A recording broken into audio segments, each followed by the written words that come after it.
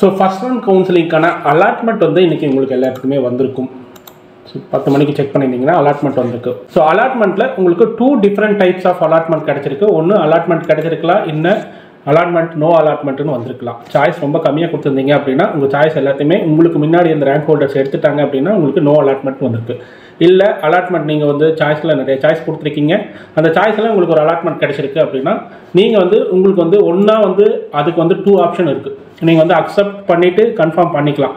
இந்த காலேஜ் எனக்கு ஓகேங்க, நான் ஜாயின் பண்ணிக்கிறேன், எனக்கு அக்செப்ட் அப்படின்னு சொல்லிக்கலாம்.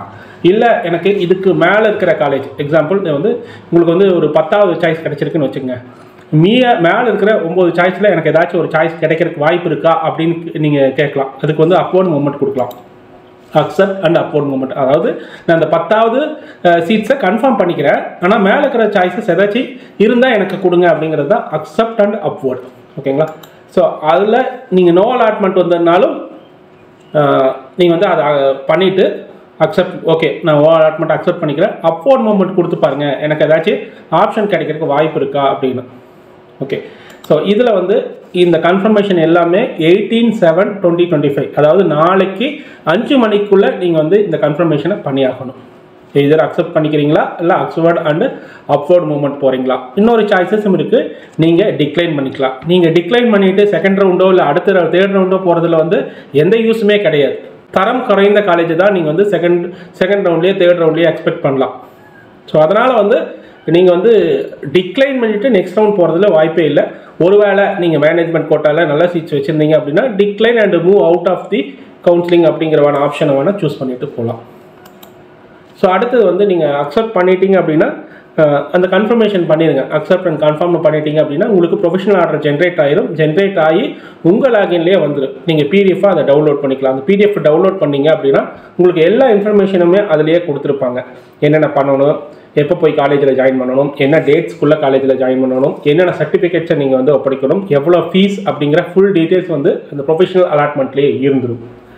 ஒருவேளை அக்செப்ட் அண்ட் அப்வர்ட் மூவ்மெண்ட் கொடுத்தீங்க அப்படின்னா, இல்லை go for upward movement no அலாட்மெண்ட்லேயும் கொடுத்துருக்கிறீங்களா, இந்த 2 பேர் என்ன பண்ணணும்னா டென்டேட்டிவ் அலாட்மெண்ட் உங்களுக்கு வந்திருக்கும். அதை எடுத்துகிட்டு போய் உங்கள் பக்கத்தில் இருக்கிற டிஎஃப்சி சென்டரை பார்க்கணும். ஸோ டிஎஃப்சி சென்டர் எங்கே இருக்குது அப்படிங்கிற லிஸ்ட்டு வந்து டிஎன்இ வெப்சைட்லேயே இருக்குது. ஒரு 101 இடத்துல இருக்குது. ஸோ அந்த 110 இடத்துலையும் வந்து நம்ம வந்து ஒரு வீடியோவும் க்ரியேட் பண்ணி போட்டிருக்கோம். மேபி இதுலேயுமே உங்களுக்கு வந்து டிஸ்கிரிப்ஷனில் உங்களுக்கு அதோட லிங்க்கை தர பிடிஎஃபை நீங்கள் போய் பார்த்துக்கலாம் எங்கெங்கே டிஎஃப்சி சென்டர்ஸ் இருக்குது அப்படின்னு.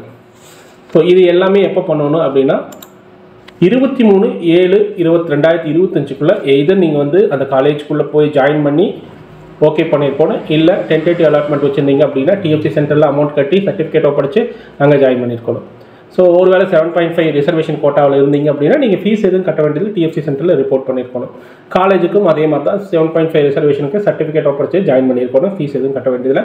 வேறஸ் நீங்கள் ஜென்ரல் கேட்டகரியாக இருந்து வேறு எந்த கம்யூனிட்டியாக இருந்தாலும் 7.5 ரிசர்வேஷனுக்கு வரல அப்படின்னா அதிலே உங்களுக்கு ஃபீஸ் டீட்டெயில்ஸ் எல்லாமே கொடுத்துருப்பாங்க. ப்ரொஃபஷனல் அலாட்மெண்ட்லேயே என்ன ஃபீஸ் டீட்டெயில்ஸ், என்னென்ன சர்டிஃபிகேட் ஒப்படைக்கணும், எந்த டேட்டுக்குள்ளே நீங்கள் போய் காலேஜில் ஜாயின் பண்ணணும் அப்படிங்கிற ஃபுல் டீட்டெயில்ஸ் அதிலே கொடுத்துருப்பாங்க. அதை பார்த்து கரெக்டாக பண்ணிக்கோங்க.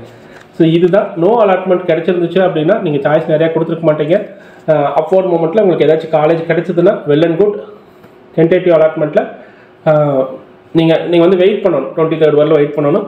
26 தான் வந்து உங்களுக்கு வந்து எப்போ வந்து கொடுப்பாங்க அப்படின்னா, ஸோ இதெல்லாம் 5 days ஆனதுக்கப்புறம் 23rd 26 உங்களுக்கு பார்த்திங்க அப்படின்னா release of professional allotment for upward students எப்போன்னு பார்த்திங்க அப்படின்னா 26th அன்றைக்கி தான் வந்து உங்களுக்கு வந்து professional allotment for upward movement students கிடைக்குது. அப்போ 26 வரல you have to wait. So 26 உங்களுக்கு கிடைச்சிருச்சு அப்படின்னா நேராக டைரெக்டாக போய் 2 daysலேயே நீங்கள் வந்து காலேஜில் ஜாயின் பண்ணணும். ஸோ அதை வந்து கன்ஃபார்ம் பண்ணிக்கிங்க. உங்களுக்கு மறுபடியும் 5 days எல்லாம் கிடையாது, 2 daysல போய் ஜாயின் பண்ணியிருக்கணும். ஏன்னா நீங்கள் எடுக்கிற சீட்ஸை பொறுத்து தான் அந்த சீட் வந்து அடுத்த ரவுண்டுக்கான ஃபார்வர்ட் மூவ்மெண்ட்டில் இருக்குது. ஸோ அதெல்லாம் கொஞ்சம் ஜாக்கிரதையாக இருங்க.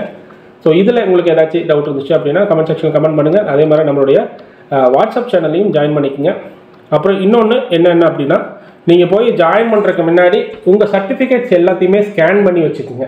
ஸ்கேன் பண்ணி ஒரு கூகுள் டிரைவோ இல்லை OneDrive ஏதோ ஒரு டிரைவில் போட்டு வச்சுக்கோங்க. நிறைய பேர் என்ன பண்ணுறீங்க அப்படின்னா அதுக்கப்புறம் லோனுக்கு போகும்போது உங்களுடைய 10th mark sheet, 12th mark sheet, TC, community certificate இதெல்லாம் லோன் ப்ராசஸ் பண்ணும்போது கேட்பாங்க. அப்போ வந்து நீங்கள் காலேஜில் ஒப்படைச்சிருப்பீங்க, மறுபடியும் காலேஜுக்கு ரெக்வஸ்ட் வச்சு அது ஸ்கேன் காப்பி வாங்குறதுக்கு ரொம்ப டைம் எடுத்துக்கு. அதனால் என்ன பண்ணுங்க அப்படின்னா ரொம்ப சிம்பிளான ப்ராசஸ்.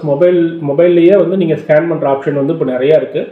அதனால் இருக்கிற எல்லா சர்டிஃபிகேட்ஸையும் கொடுக்கறதுக்கு முன்னாடி ஸ்கேன் பண்ணி உங்களுடைய ட்ரைவில், கூகுள் ட்ரைவோ எல்லாத்துட்டையும் எப்படி இருந்தாலும் ஜிமெயில் இருக்கிறதுனால கூகுள் ட்ரைவ் கண்டிப்பாக இருக்கும். கூகுள் ட்ரைவில் ஸ்டோர் பண்ணி வச்சுக்கோங்க. அப்படி இல்லை ஒன் ட்ரைவில் ஸ்டோர் பண்ணி வச்சுக்கோங்க.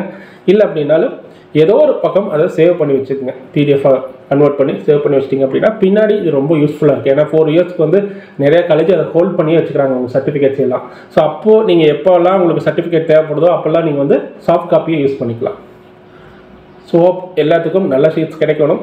எல்லோரும் நல்ல காலேஜில் படித்து நல்ல வேலைக்கு போய் உங்கள் ஃபேமிலி காப்பாற்றணும் அப்படிங்கிற வாழ்த்துக்களுடன் இந்த வீடியோவை முடிக்கிறோம். உங்களுக்கு ஏதாச்சும் டவுட்ஸ் இருந்துச்சு அப்படின்னா கமெண்ட் செக்ஷனில் கமெண்ட் பண்ணுங்கள். இந்த வீடியோ பிடிச்சிருந்தா லைக் பண்ணுங்கள். உங்கள் ஃப்ரெண்ட்ஸ் அண்ட் ஃபேமிலிக்கு ஷேர் பண்ணுங்கள். மீண்டும் நல்லதொரு வீடியோவில் சந்திப்போம். நன்றி, வணக்கம்.